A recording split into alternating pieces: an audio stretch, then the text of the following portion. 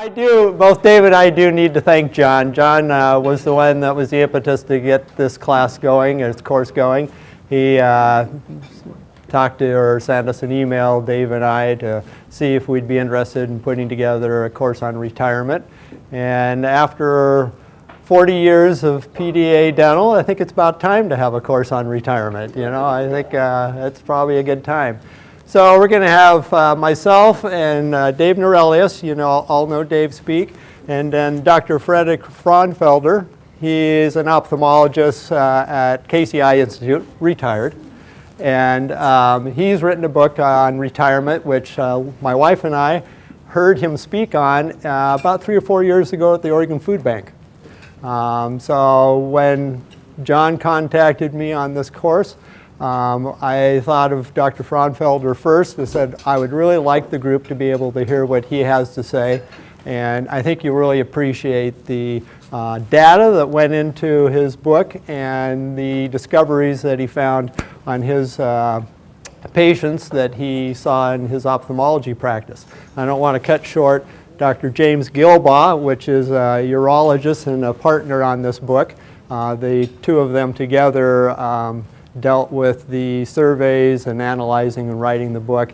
And one thing I found out, I didn't know this before, is that anyone in ophthalmology and urology tends to have an older patient base. They aren't like an orthodontist that are treating all teenagers or a lot of teenagers. The ophthalmologists and the urologists tend to treat a lot of people in their retirement years, and they get a good perspective on what individuals are happily retired and which ones aren't so happily retired. So that's going to be the 3 speakers that we have today. I also want to thank Kelly Farrell for working so much on the PowerPoint presentations and this whole presentation. I really appreciated her help on this. She's been a joy to work with. And then Dion, who's not here, Dion Plamondon, helped in setting up the venue and getting this great space. What an improvement over the old hotel that used to be here. Honestly, when Dave and I first talked about this class, we were trying to figure out what venue to have it in, and we thought, well, we might get 15, 20, 25 people here, so we could just do it at the KPB building, Kaiser Permanente building. And we're glad to see that there is a lot more interest in this subject matter and a lot more people signed up than we anticipated, so we had to move it to this location. So thank you for being here, giving up your part of a sunny Saturday. I don't think the afternoon is going to be quite so nice, but thank you for being here. And this is one retirement course that you're going to go to that none of us are trying to take your money to manage. None of us are trying to sell you an annuity. None of us are trying to get money from you in any way, shape, or form. We're just trying to give you information. So realize this, that when you get those things in the mail that says, please come to this free lunch at the Stockpot restaurant, they're probably trying to sell you something. They always are trying to sell you something. So my wife and I in September, just a little while ago, we took a trip to Costa Rica. And this is a howler monkey, and I don't know why I thought this would be a great first slide for a course on retirement, but it kind of looks like somebody looking over you. And howler monkeys are very unique in that the sun comes up in Costa Rica about 5:30 in the morning. The howler monkeys start screaming at 4:30.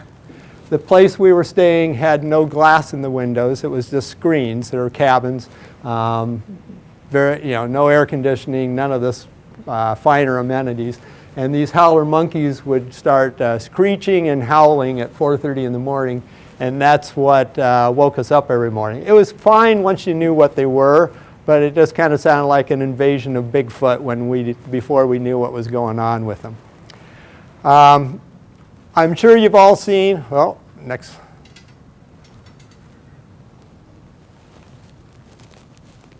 There was a TV advertisement from the ING Financial Group that came up with this saying, what's your number? And they had people walking around the city with these big numbers, carrying their big numbers. And what their idea was that you come see us and we'll take your money and we'll give you that magic number that you need to achieve in order to find yourself in a place where you can retire.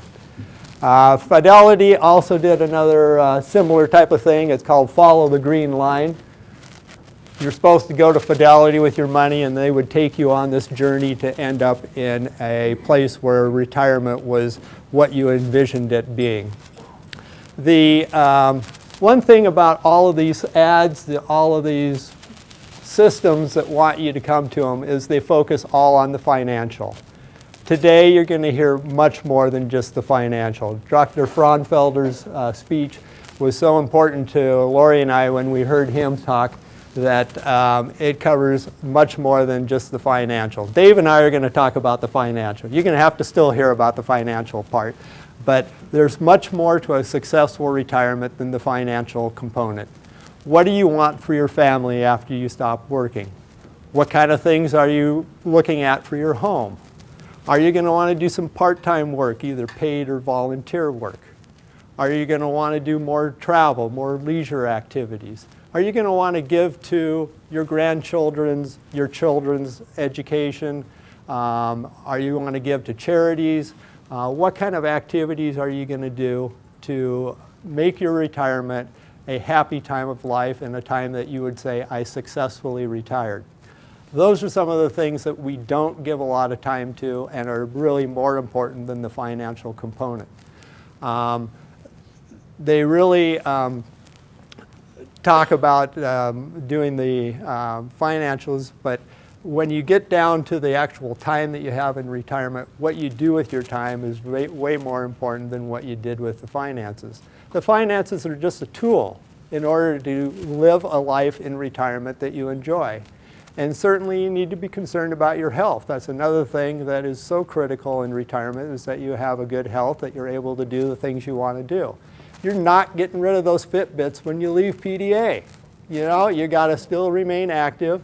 You got to still be doing the things physically that you need to do to stay healthy, because it doesn't get any easier when you're 65, 75, 85 years old than when you're 35 and 45 years old. So be looking at it as a whole system of things that you need to address to look at retirement successfully. One of the things that we're also going to do here is we're going to give out some of the books from Dr. Frogg Felder. He also brought some other books. If you don't win one, you can buy one. The money's just going to go to KCI Institute. He donates all of his proceeds from his book to Casey. So during some of the breaks, my wife volunteered to take the money. I think they're $15. And so you can get one of the books. He might even sign it if you ask him real nice. So that's what's in store for you today. And that's what we're going to start with. So right now, first thing I'm going to do is give away one of his books. You don't have to pay anything for it. And the winning person for the book is the person who's next in line to retire, either a PDA dentist or a PDA employee. I don't think we have any PDA employees. Kelly, you're not retiring yet, are you? Okay, okay. So is there anybody here retiring before the end of December? Or by the end of December, the end of this year? Okay, anybody here retiring by the end of the first quarter 2016? Okay, we got two. Okay, so are you both retiring at the same time? Dan, Raleigh, and I don't know. Okay, when are you retiring? At the end of March. Okay, so you guys are both retiring. So I had a tiebreaker. The tiebreaker for the two people who are retiring next is who spent the most time with PDA. What? How many years? 14 years? 20. Dan Raleigh gets the first book. All right, Dan. All right. Okay, so now without too much extra time, meaning we have to change the microphone, so it's going to take a little bit of time. Dr. Frogg Felder, like I told you, is a retired ophthalmologist. He and Dr. James Gilbaugh were the ones that wrote the book Retire Right. I'm going to get that. So here's Dr. Frogg Felder. And there's his book. So he's going to talk to you about some of the important qualities of a successful retirement that he found from his patients and Dr. Gilbaugh's patients. And I'm going to turn the mics over to him. I love the music of Snow White and the Seven Dwarfs. My father wrote some of the music for Snow White and the Seven Dwarfs. My father was in big-time show business. And when he retired, he had nothing to replace the high that he got from his profession. He died at 92, and I saw a man who was miserable for 30 years. I said that will never happen to me. So at age 50, I read everything I could on retirement, talked to everybody that would talk to me about retirement, and found nothing that gave me a blueprint that I wanted, a game plan for me to be successful in retirement. I remember well on the 9th hole I was playing in a foursome with Dr. Peepee. That's what his wife calls him. He's a urologist, Jim Gilbaugh, as Bob went over with you. He's the only man I know who washes his hands before he goes to the bathroom. So Dr. Peepee and I just talked about this, and he was already had a very successful book. He was on Good Morning America. The Mercedes he was driving came from the royalties of his book, and the name of his book was Dr. Private Parts. And he was highly successful with this book. And so he and I had about 5 or 6 meetings together and decided to write a book about retirement. We ended up hiring a professional person who did nothing but surveys, a PhD. We got the chairman of the Department of Geriatrics at Portland State to analyze the data, and a graduate student to put all the data of this survey on computer. And the bottom line is that we were hunting for the following. The opening line of Tolstoy's Anna Karenina is, all happy families are alike. All unhappy families differ each in their own way. We were hunting for the traits that made somebody highly successful in retirement. We looked at 96 traits. 8 of the traits were constant in the top 20% of people in retirement. We found during this period of time there are 4 phases of retirement. The first phase is the planning phase.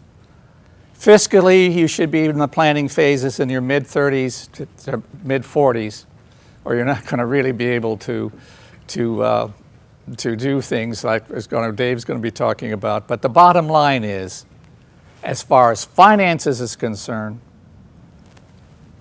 you only need enough that you do not have to decrease your standard of living.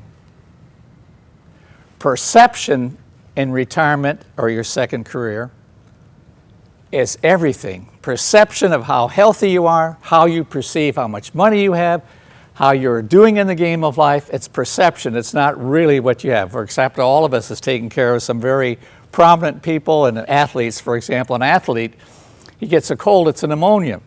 It's perception. So the first is planning.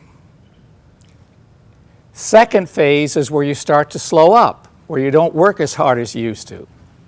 Now, you don't need to take any notes, it's all in the book. But do it, whatever. And the average age in our survey population, we sent 1,500 surveys out. It took a minimum of an hour and a half to do the survey. And because they were our patients and it was totally anonymous, we had an unbelievable 76% return. Unbelievable.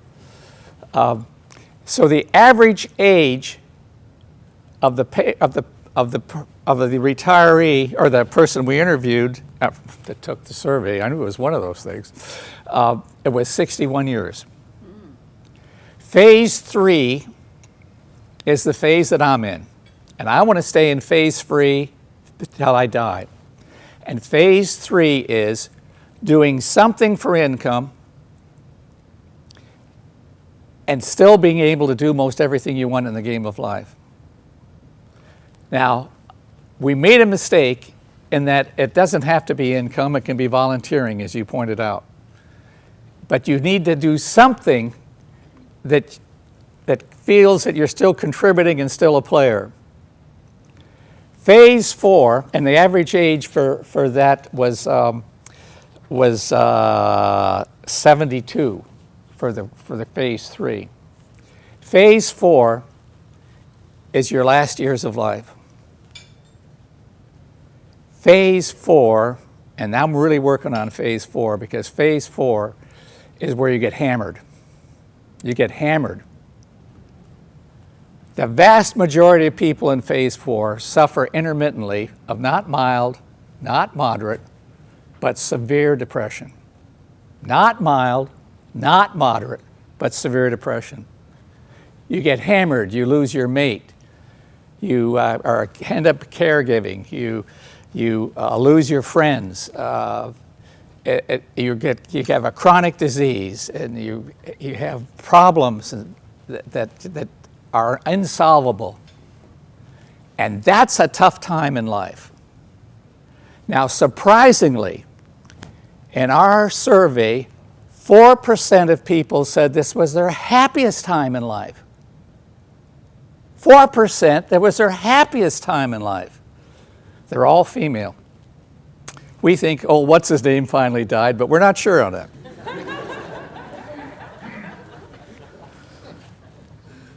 So what are these magical 8 traits? Now, these 8 traits are not in order of importance. There are three traits that are very important and are the most important.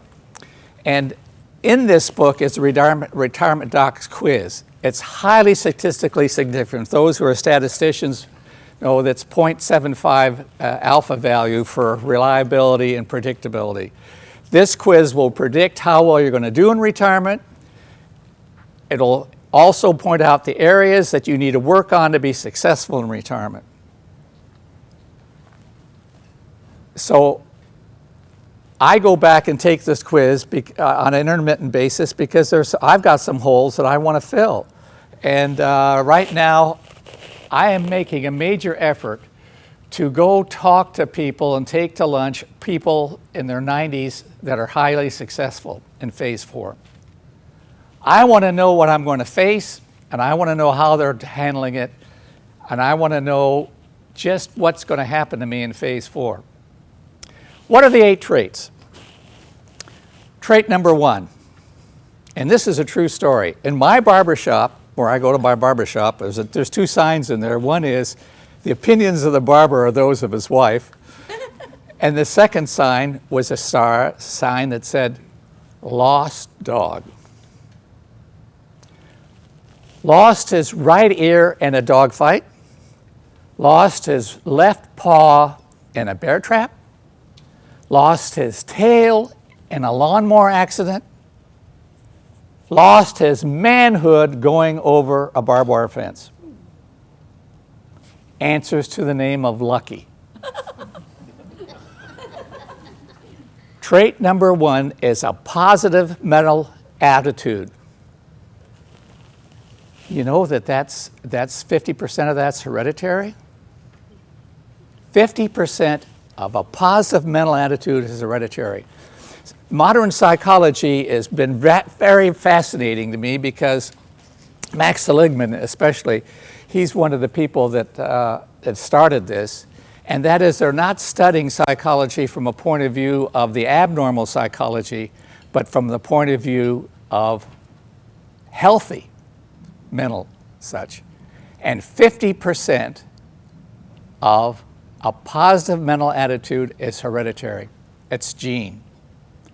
Now, each chapter goes by describing what is the latest literature on this trait, then a short quiz and finding out if you have that trait, then an outline on how to achieve the trait, and in all of these, there's books and books and books written on that subject, and what we felt was the best books are in a bibliography. So there's many books on how to achieve a positive mental attitude, and this is, we've got them outlined. Trait number 2, and this is a true story. I went to a big game feast that they have at the University Club, and I met their Kaiser cardiologist, and he took care of the United Auto Workers in Detroit for 10 years, and then he came out here and worked with the longshoremen in Longview, not the longshoremen, the lumber mill in Longview. And he said, you know, I am sure that the people I took care of, the heart patients I took care of in Detroit, these people they're bored to death on working on the line, and they'd come off work and have a few suds, and they'd eat, and they sit on the couch and have some more suds, and he says, they didn't live as long and were not as happy as the people in Longview. In Longview, you go there and there are all these pickups with the gun rack and the fly fishing that are out there and a lot of outdoor stuff. And these people live much longer. Trait number 2 is wide and varied leisure activities. You should have them in 3 groups. A third of them should be that you do with your mate and your mate's friends and joint friends. A third that you do by yourself and with your friends. And a third that you do things that make you feel you're important and contributing. That there's a reason why you're getting up in the morning. That there's a reason why you should get up in the morning. You should have at least 10 traits or activities in each of the 3 groups. You say, that's ridiculous. And it is. So that something, for example, you may have a trait like with me, and like we were some golfers here today, we talked about golf goes across. I play golf with my wife once a week, so I get a couple points there. And I play with my friends, just my male friends, and I get it in that category. And then I do it with my grandkids. So I get some there. And so you can spread them across like that. And the other reason why you need 10 in each group, and you can get more than 1 point if you do a lot of it, like I play more golf than I should, is that in the phases 2, 3, and 4, they fluctuate. Traits are important in some and go down in others, go up and down. And so there's many things like, I know I won't in phase 4, there's an excellent chance I won't be able to play golf. So you need different leisure activities to have a game plan when things turn mushy for you in other phases. Number 3, and this is one of the big 3. When you were in dental school and I was when I was in professional school, we were taught that genetics was 70% and 30% was lifestyle. That's totally changed. It's now lifestyle after age 65 is 70%, because the hereditary diseases, if you don't have heart disease or you don't have cancer by age 65, your main hereditary diseases have got you. So it's lifestyle. And the game of life right now, after age 65, it is not the hand of cards that you were dealt, but how you play them. It's not the hand of cards that you've been dealt, but how you play them. It's lifestyle. The number 1 problem in the world is obesity, because you get hypertension, cholesterol problems, etc.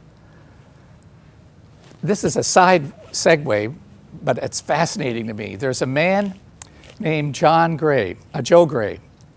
He has a better chance of getting the Nobel Prize than Brian Druker does, although both are on the short list, meaning in the maybe top 50 or 100.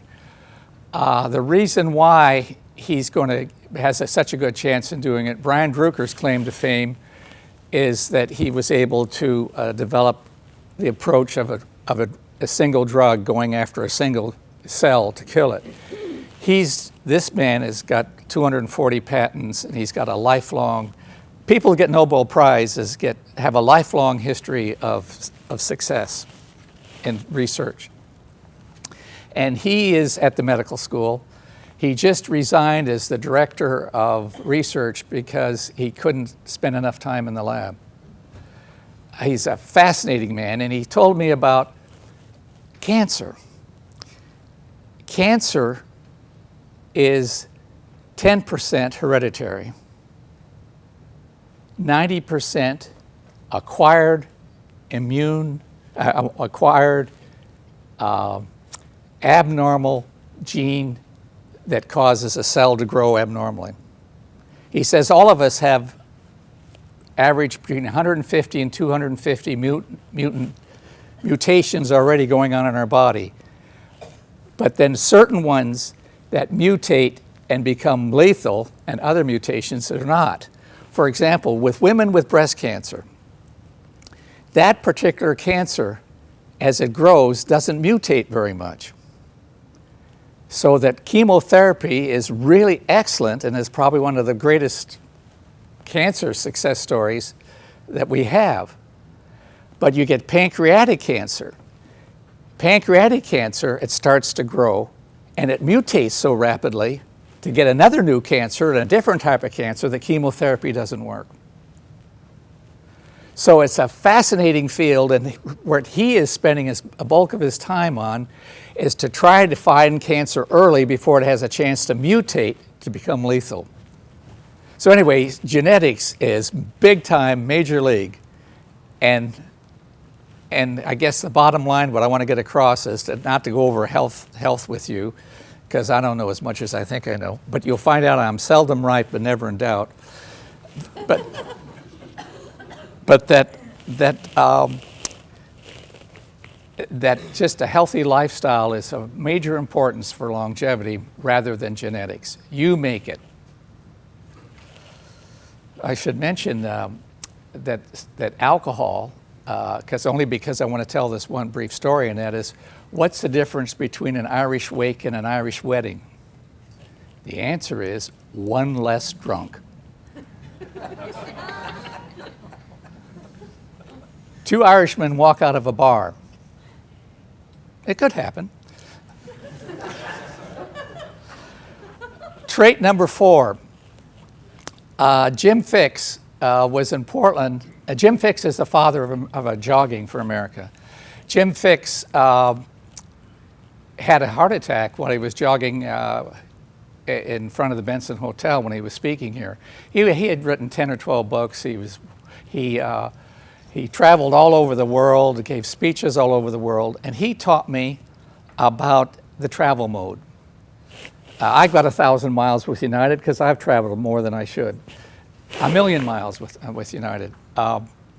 And he taught me that on long trips, as I left the house, I had to be prepared for a surly taxi driver or Joey Chitwood type taxi driver going like mad fast, jostling in the airport, a hungover stewardess, or but get in the travel mode to accept what's going to happen when things aren't really nice and such.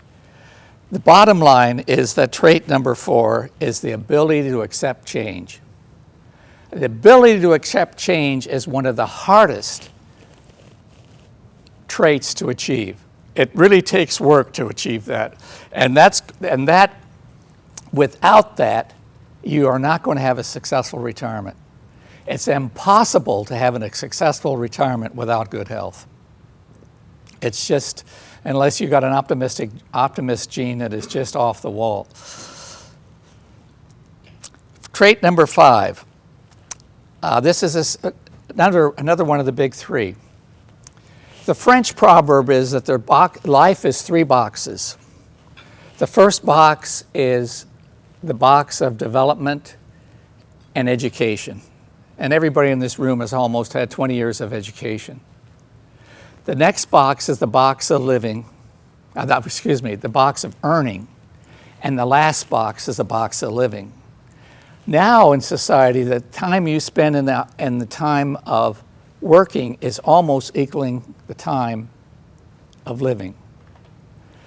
Now, how much time have you actually spent thinking about or taking courses or reading about the non-fiscal side of retirement? It sure as hell in 20 years. That is a major, that's a major trait that you've got to work on. You've got to work on and think about how you're going to fit in and work in the box of living. So planning is major. Number 6. There is a CEO I was talking to, and that was again on the golf course. His mother went through an empty nest syndrome, and she went into acute depression. It lasted for a long, long time, and then one morning she woke up, and she said to herself, I am going to make a difference in somebody's life today. I'm going to help somebody in the game of life today. She's now is 92 at the time now, and she's done that for the last 20 years. Trait number 6 or 7 or whatever it is, 6 is that you have to have a passion and purpose in life. Like I said before, a reason to get up in the morning, a passion and purpose. I have 7 of them. I have them on my desk at home. In fact, this is, you should start planning now that you have one room in the house that is yours, that your wife doesn't come in there and clean, doesn't do anything, it's yours. The rest of the house, the rest of their house is her house, it's her office. She does not want you to come in and fiddle with her office. So one of my major passions is to make my wife happy. If mama ain't happy, ain't nobody happy. So I help with the housework. I make an attempt every day to give her some type of compliment. One of my passions is to help to keep my wife happy, because there's nothing worse. One of the major cancers in life is to have a divorce, if there's children. If there isn't children, it isn't such a bad cancer. So a passion and a purpose is of utmost importance. Trait number 7. There's a man named Joe Ferguson. Joe Ferguson of Ferguson and Wellman, the largest, one of the largest, if not the largest, money managers in metropolitan Portland. And Joe is now retired. And Joe, as part of his exercise program, walks about 4 or 5 miles every day, because he's getting up in years. And he lives in Lake Oswego, and in this particular time, he walked down Lake Oswego, and some of you that see Lake Oswego, there's a spot at the end of the lake where kids come and they feed the ducks. Now, people don't want him to feed the ducks because it's not good for the ducks. But he was sitting there basking in the sun, and a woman pushing a baby carriage with a little girl on her other hand with her bag of bread. And the little girl was throwing bread to the ducks. And for some reason, she stopped, ran up to Mr. Ferguson, who was sitting on the bench, and said, "Are you a grandfather?" Joe was still smiling 2 months later when he told me the story.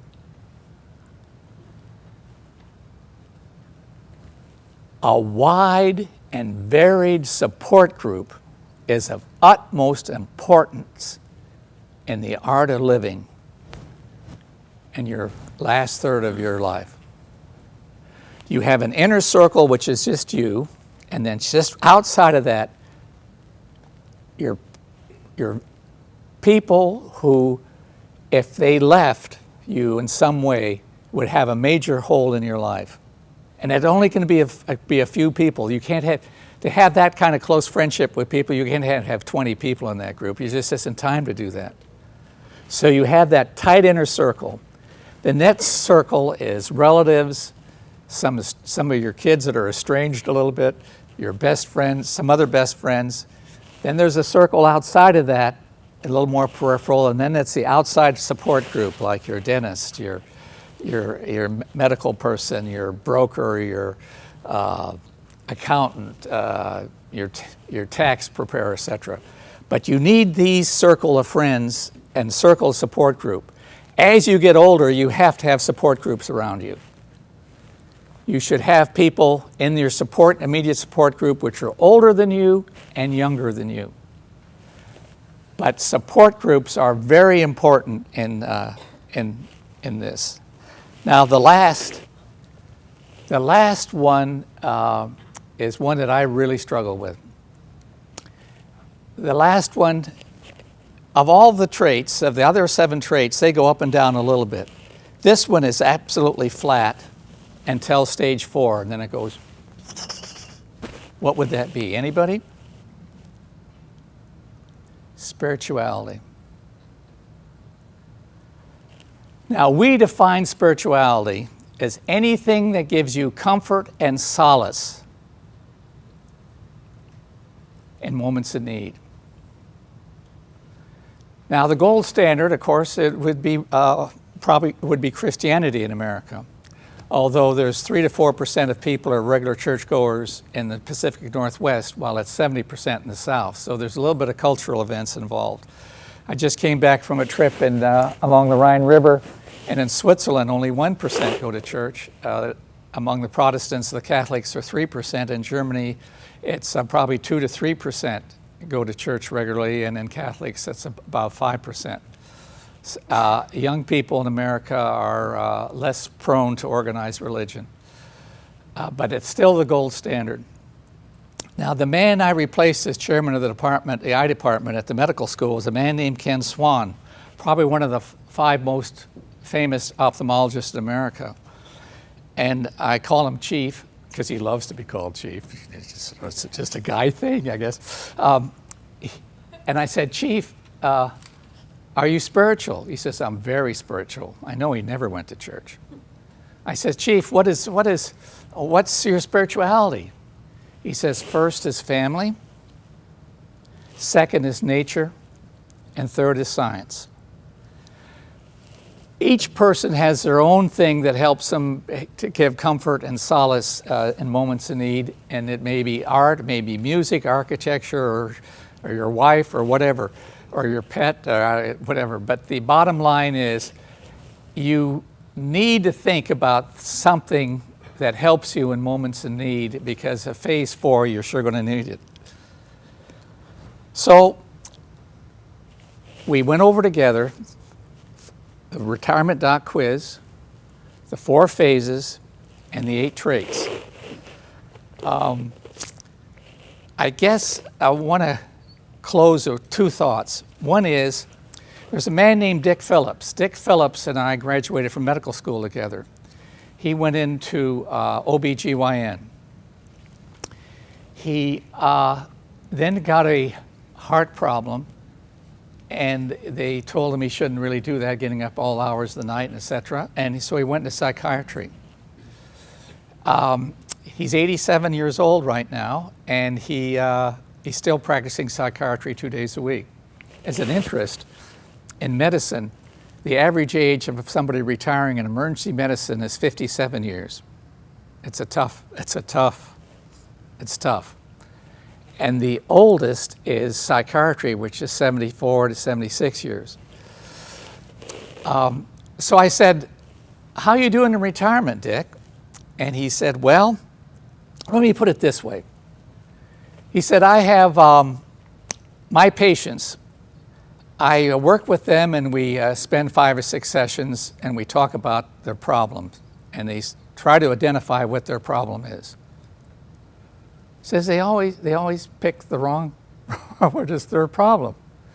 He says then we go over another 5 to 7 sessions of solutions. And he says they always pick the wrong solutions. Now, you're a group of very high achievers. You're a group of great success. That means in a game of life, you can identify the problem and you win solutions. So statistically, you should do very well in retirement because you can be able to identify the problem and identify the solutions. But some of you, it's going to take a little longer to be able to put the solutions together and put the problems, get those solved. The last thing is that Franklin Delano Roosevelt said, "I hate war." Eleanor hates war. And I hate Eleanor. Well, Eleanor said something that I think is really true. She said, "Beautiful young people are creations of nature. Beautiful old people create themselves." Now, I hope the couple hours you are with Bob and Dave's beauty shop makes you a little prettier. Thank you. Tough act to follow, but Dr. Farrick, Dr. Pillstrom, Dr. Geisel, we're going to go ahead and get started. Maybe they're in like phase 1 or 2. I don't know. It's hard to figure out what's going on there. But yeah. So that's good. They're working on some dimensions there. But anyway, I'm going to go ahead and go through several different items. And I figured this would be a good opportunity to touch on some specifics that many of you are already aware of, but others may not be. And so kind of talk about why do people run out of money in retirement. Probably use some sports references because those are common ways to illustrate some challenges that people may have recently after they retire. And then how do we work to prevent those sort of things from happening by having PDA contribute significant amounts on your behalf. And then go through some of the specifics with 401k growth scenarios based on the employer contributions, individual contributions, and so forth. And there's a lot of questions, of course, about, well, how do I get my benefits? When do they start? What does that look like? Realizing a lot of those scenarios need to be specific to you as an individual, but I'm going to talk at a high level just to give some general outlines. And then also just talk about, compensation near your last check, and then, some things you might contemplate as you enter retirement. So, start off. Leigh Steinberg, who is a NFL agent, many of you may have heard of him. He's pretty much a super agent, and obviously he, gives advice to many pros. And by observation, a lot of times, as many as 80% of retired NFL players run out of money within 3 years of retirement. Which, when you look at the fact that, how can that be when you're making an average of $2 million a year for nearly 4 years and at least $750,000 on a median? So how does that even happen? Well, there's a lot of things to look at, and of course, some of these things are going to be more specific to a professional athlete. But if you look at these five challenges, is lack of competent financial planning. When everyone has ideas of how to manage $100 million when it's not their money, and you basically look at a professional athlete like Antoine Walker. How could you run out of $100 million? Well, you're certainly not spending that $100 million. Usually what's happening is you're taking on more risk than you should.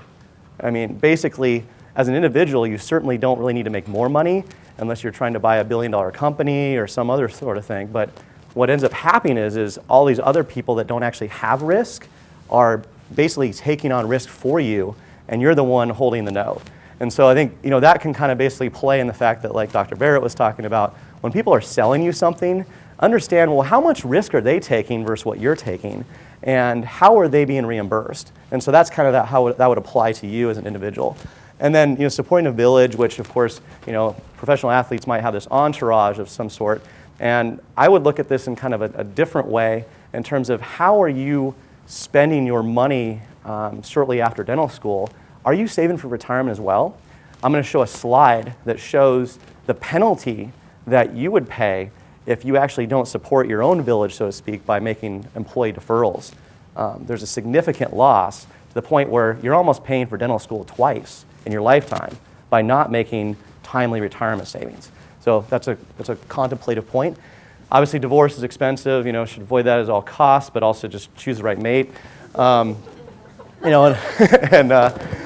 lack of awareness of how rapidly a career can end. And that's not necessarily as much as it would apply to say dentistry. It's a very stable career versus say the NFL. But you should contemplate the fact that as Dr. Frogg Felder mentioned, the living years are equaling, if not longer, than the earning years. So you really have got to figure out, are you saving enough, and how do you maintain that lifestyle, in retirement? So how are you balancing things, and what are you going to do? And that kind of brings us to the other one, the lack of preparation for a second career.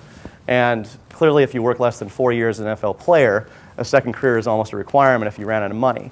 But it's really important to kind of keep that mental health and think of how you can come back to PDA, maybe as a special contract dentist, which we have one in the audience, and I think that's an opportunity that we really look at as a practice of choice as a dentist, and that you can kind of have a fulfilling career during the earning years, but then also kind of the living years, and coming back and also opportunities to volunteer and be engaged with the practice.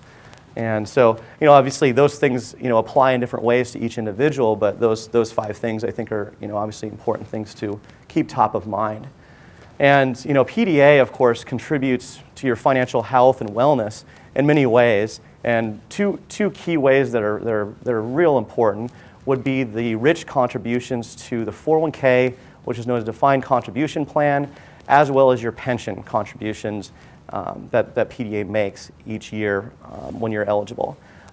There's 2 different benefit designs. It's all one plan though. The PDRP is the same for everybody, whether you're the cash balance or traditional. It's just a different benefit accrual design. And I won't get into too many specifics about how those benefits are calculated for traditional, but I will review some of the cash balance technical aspects. And I'm going to skip through some of these slides a little bit faster based on the audience, but we don't really have anyone that's brand new. Oh, we do have some brand new. I'm sorry. So we do have some brand new, so this is good. So you will receive in your first year, before you're eligible for the employer contribution, a 3% automatic contribution, which is immediately 100% vested. And as you go through your career and you're here at least 12 months and have 1,000 hours, then actually 936 hours gets you eligibility for employer matching contributions, as well as other various benefits, which I'll touch on in a few slides.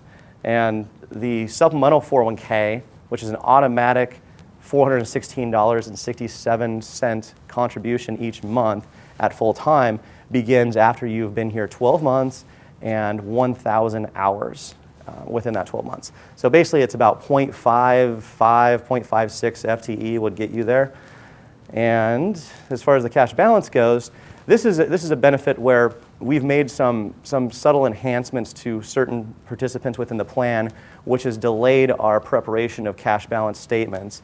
And we will be providing cash balance statements when you receive your December contract renewal for 2016. So we'll have a sheet for those of you that are cash balance participants. You'll be able to see your current balance, which the way this works is every year that you're here for the entire year, on December 31st, we will make a contribution on your behalf into the trust fund of $5,000 per 1 FTE.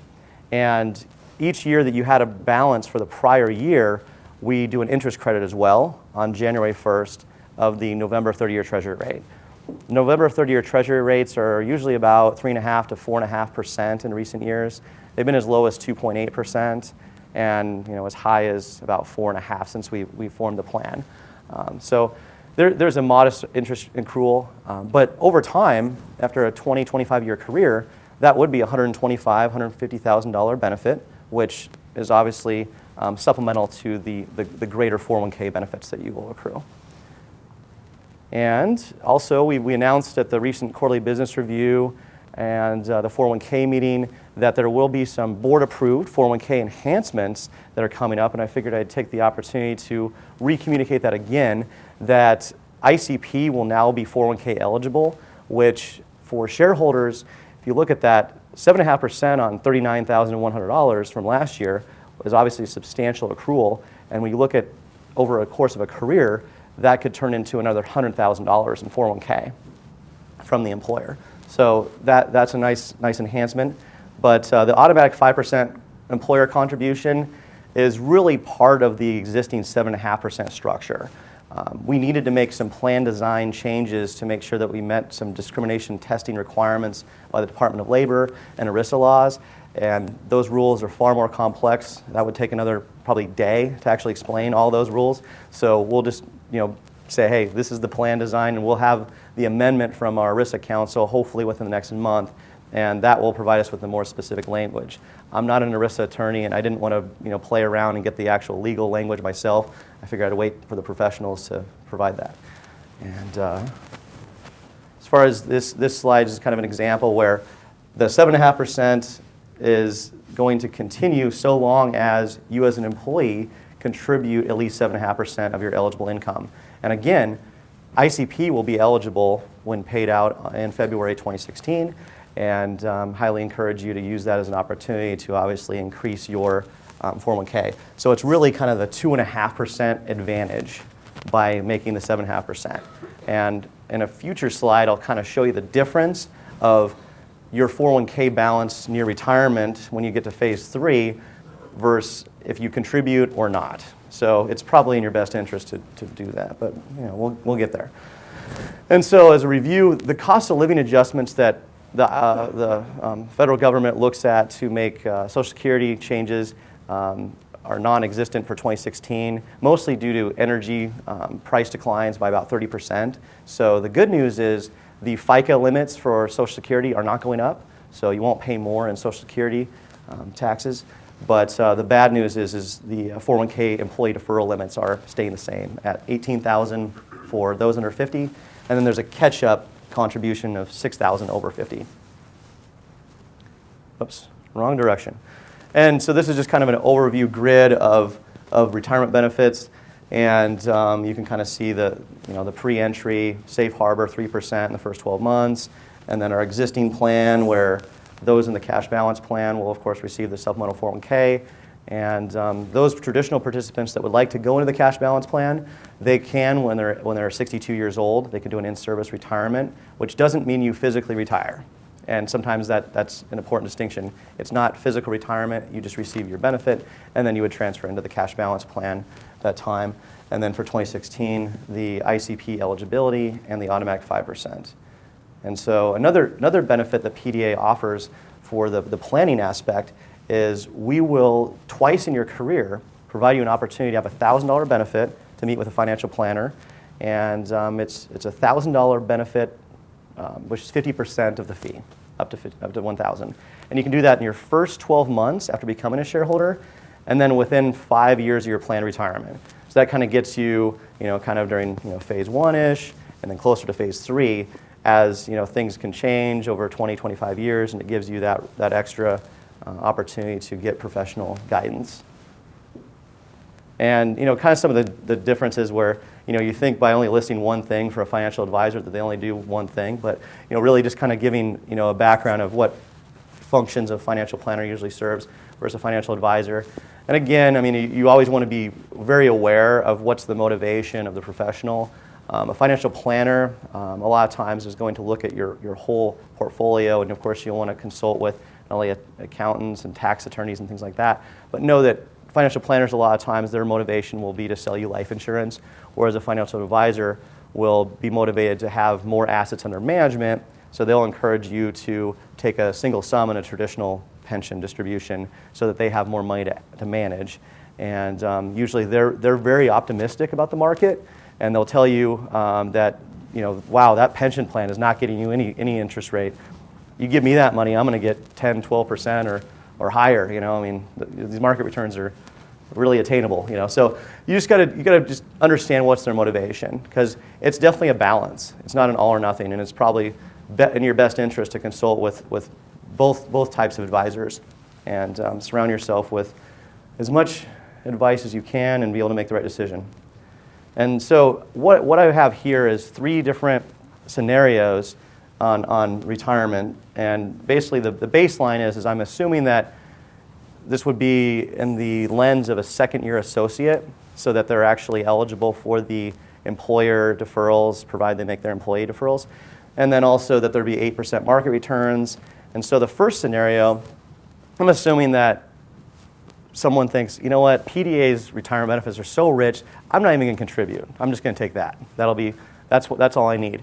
And then the second scenario is my student loans are so expensive that I really can't make contributions. So I'm going to wait about 4 years. So the first 3 years that I'm even eligible for the employer contribution, I'm just going to take what PDA will contribute, and then I'm going to make the full $18,000.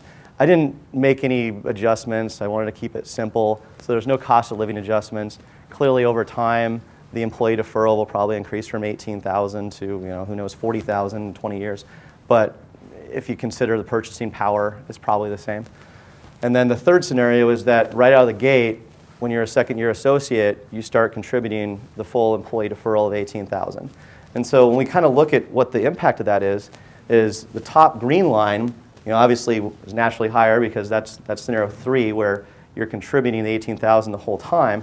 Well, the difference between the yellow and the green line is $392,000. So by not deferring $57,000 in your second, third, and fourth year, which hopefully you're paying down your student loans substantially, that costs you, about $340,000 in retirement.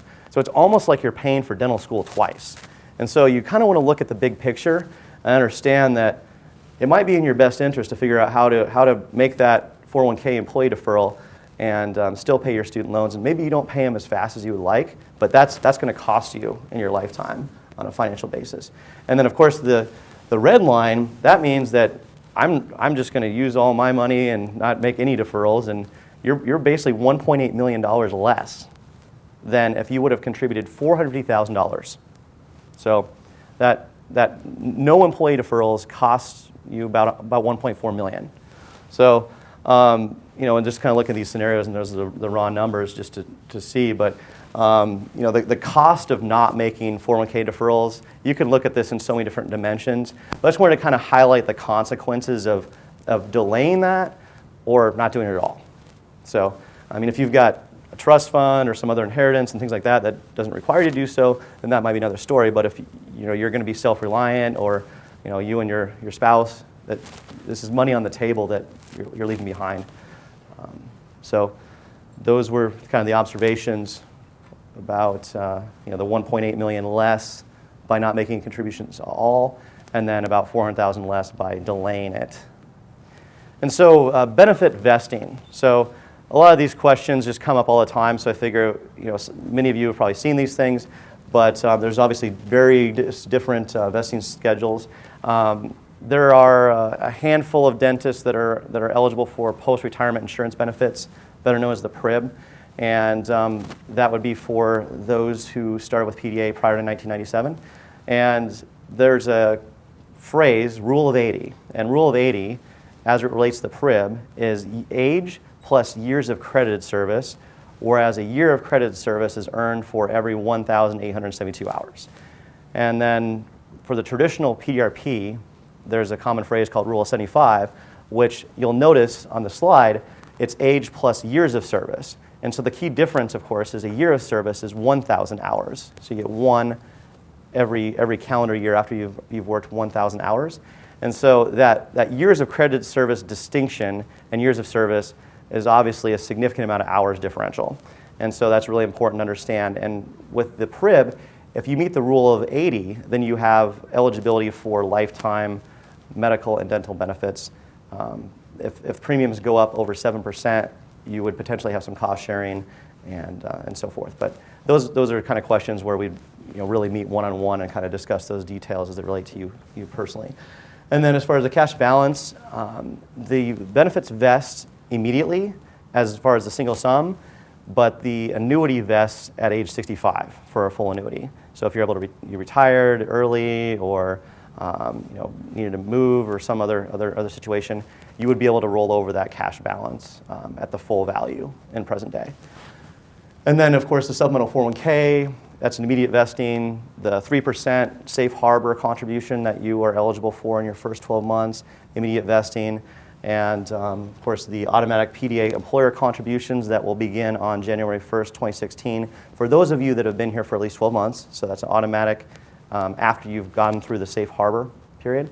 And then the standard employer contribution that has traditionally been up to 7.5%, provided you make a deferral of up to 7.5%, that vests over a 6-year period for dentists hired after 2007. So what will happen with 2016 is that 5% will actually have, I'm sorry, typo. The automatic 5%, 3% of the 5% vests immediately, and then the remainder between 3% and 7.5%, so that 4.5% will vest over 6 years. I'll clarify that in the literature that will go out when you receive your contracts in December. But needless to say, it's highly encouraged to stay here at least 6 years to get the full vesting, if not 25 years, because we're obviously trying to be the practice of choice for your career. But sometimes these questions come up. And then another question that comes up is, well, what's the funding status of our pension plan? How are we doing? And this slide has a lot of numbers on it, and that's why we're videotaping it, so I guess you can review it later. But I just figured I'd do a snapshot of the last 3 years and really kind of highlight our funded status. And you can see that we're really kind of hovering the 130% funded range, which basically means that our assets are fluctuating between 38 million and 44 million, depending on which dimension you look at. So the market value of assets is the actual market value closing statement at the end of the year for the respective date. The actuarial value of assets is a 3-year smoothing, and the reason why you would do that is if you have a year like 2008 where you have substantial losses, that can create funding obligations that are unaffordable for organizations, so it's natural that you want to smooth things out. In the last 7 years, there's only been 1 year that had negative market returns. So generally speaking, the market value of assets are actually better than the smooth ratio. And so, of course, in those times, you're thinking, well, why don't we just use the market value of assets and use that as a dimension? Well, you do need to have some baseline to be able to smooth things out, because when you're managing a pension plan, you're not managing this on a quarterly basis or an annual basis. You're really managing to pay liabilities over a 20 to 40-year period. So you do need to use dimensions that actually take into consideration that interplay. And so we basically have also have this credit balance, carryover balance, or pre-funded balance. Those are 3 different terms that mean the same thing. So if you ever look at pension data and you see those phrases, different actuaries choose to use different phrases for whatever reason. And that's the second row from the bottom. And what that means is in certain years, we've contributed more than the normal cost of the plan. And the normal cost of the plan is the actuarial value of the accruals for a given year. Accruals would be the benefits that all active participants and terminated vested participants have earned in a year. And a terminated vested participant would earn accrual in a year because they're obviously advancing on the vesting schedule at a higher rate. So if someone were to retire at 57 but decide to defer benefit receipt until 60, they'd still be accruing about 8% benefit each year, and so that's how that grows. But put this in context of Kaiser Foundation Health Plan's pension, which is every other perm group as well as all the Kaiser employees. Their funded status is about 30% less than ours. So we're substantially better managed and more stable in our practice. And the board of directors and Dr. Snyder and the committee has made really strong efforts to make sure that not only do we make really appropriate contributions that are disciplined, but also balancing our investment portfolio so that it will be sustainable. And in recent years, we've been able to reduce our current contribution to the plan while maintaining a phenomenal funded status, which has also resulted in increased ICP that you probably noticed in recent years. So that's part of the portfolio management. But if we were to have a market correction year, the good news is we wouldn't be exposed to the same degree that we were in 2008. And so there would obviously be a required additional contribution compared to what we've made in recent years, but we've really improved the stability. And then, obviously the funded status is great, so that would mean that there's an opportunity to obviously receive a distribution. The way you'd go about that is obviously notify PDA of your intention to retire, and then request a benefit calculation near your, the point where you actually want to receive the benefit. We don't just produce actuarial evaluations because they cost about $1,000 to $2,000 every time they're done. So just because you are really curious about what that number may be isn't really enough for us to justify getting a report. So you really want to have a high degree of certainty about when you plan on actually receiving the funds, which would generally be about a month or two after you actually retire for most individuals. And those questions get very specific, so I'm just going to kind of be general about that. And then there are several benefit options that are available for not only traditional participants, but cash balance participants. The two most common elections are, well, single sum. About 75–80% of participants elect that benefit in recent years. And then there's life-only annuity, which is the second most common benefit election. But there are also joint and survivor benefits and certain and continuous benefits. Certain and continuous means that if you selected a 20 years period certain benefit and continuous, for the first 20 years, there's a benefit guarantee to a beneficiary up until the 20th year. If the participant outlives that 20th year, they would then convert that benefit into a continuous life-only annuity benefit. And so an example of a scenario, if you were going to retire September 30th, 2017, what would normally happen is if you were going to be 60 years old about that time and eligible for 100% of your benefit, you might decide that, I'd like to receive that distribution right away. We'll produce a benefit calculation, which would require us knowing your spouse's date of birth or other beneficiary that you'd like to do a calculation for. And we'll put together that report. It usually takes about 2 to 3 weeks for the actuary to put the report together. And we obviously need to have some paperwork signed and notarized and so forth. Usually it's about a 5-week period from start to finish to initiate the request from the actuary, get the documents signed, and then request the wire transfer or rollover or check from Vanguard to go to you or your IRA or wherever you wish the funds to go. And again, if you are over age 62, you're eligible for an in-service benefit distribution. We've had about 5 participants elect to do that, and then they've rolled into the cash balance plan and received supplemental 401k. That's an option. And generally, your single sum will start to decline when you're about 65, 66, just based on the way the mortality tables work. The traditional pension plan is designed to produce an annuity, and the annuity is based on the number of periods that the average person would live. So naturally, if you were 65 and the mortality table estimated that you're going to live to be 86, 21 years of an annuity is going to obviously be worth less than if you had 36 more periods by retiring at, say, 62. So that annuity estimate will be different. So that gets into more personal discussions about what that may look like, but just a high level. For those at retirement, there's a lot of times a question about, well, what's going to be my last paycheck? Naturally, you'll have your fixed base compensation. Provided you retire at the end of a quarter, you'd also be eligible for variable base compensation, which is calculated as an average of your last 4 quarters, adjusted to your current FTE. If you retire on June 30th, September 30th, or December 31st, you'd also be eligible for performance evaluation, which would look at your prior year score paid out and adjust that to the current FTE for the period of the year you retire. And then also, if you retire December 31st, you'd be eligible for ICP, which is generally paid in February at the prom. And then, of course, the notification payment is also a benefit that you're eligible for. We have an 18-month notification, which is $5,000. And then we have a 2-year notification, which has incentives for date-specific retirement dates. That communication recently went out. It has different benefits for specialists and general dentists. The main reason there's a difference between the specialists and the general dentists is it's even more challenging to replace specialists at certain times of the year. So we really wanted to provide incentives so that we could actually get residents that are completing programs June 30th.